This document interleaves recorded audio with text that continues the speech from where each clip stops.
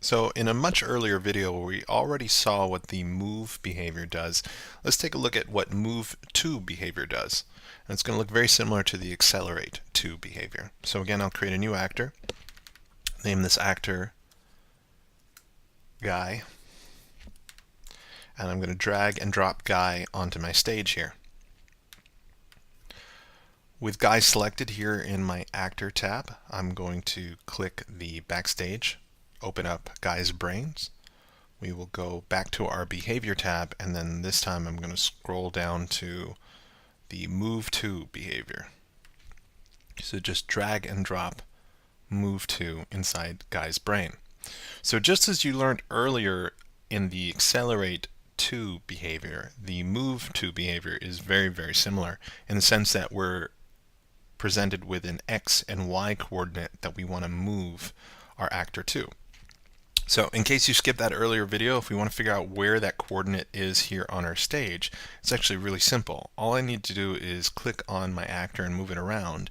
And as I'm moving my actor around, you can see the name of the actor here and its X and Y position on the screen. Pretty simple stuff. So this would be 0, 0 over here. And then this over here would be something like 480 by 320. So let's say I want to move Guy from the bottom of my screen to the exact center of my screen. Well, then I need to make sure that Guy's coordinates are what I see here, which is 240 by 160. So again, we'll click on the Guy prototype over here. And with the Move To behavior dragged into Guy's brain, I'm going to type in those values, 240 in X by 160 in Y.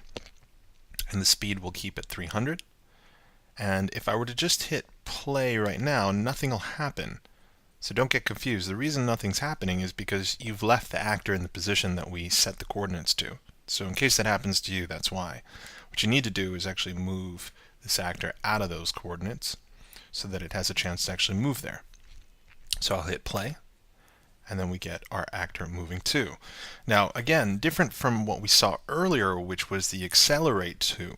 Even though we set the coordinates to somewhere here in the middle with the accelerate to behavior, we saw that actor zoom by that point in space and then actually come back and then kind of slingshot back and forth around that point.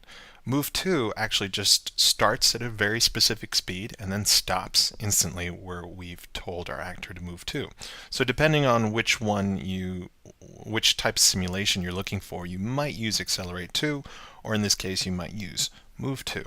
So take a moment to experiment creating a few different actors and applying different Move To coordinates and speeds to those actors, and see if you can get your scene to do something interesting with different actors moving at different speeds to different positions. It also helps you understand where the different coordinates are around the screen.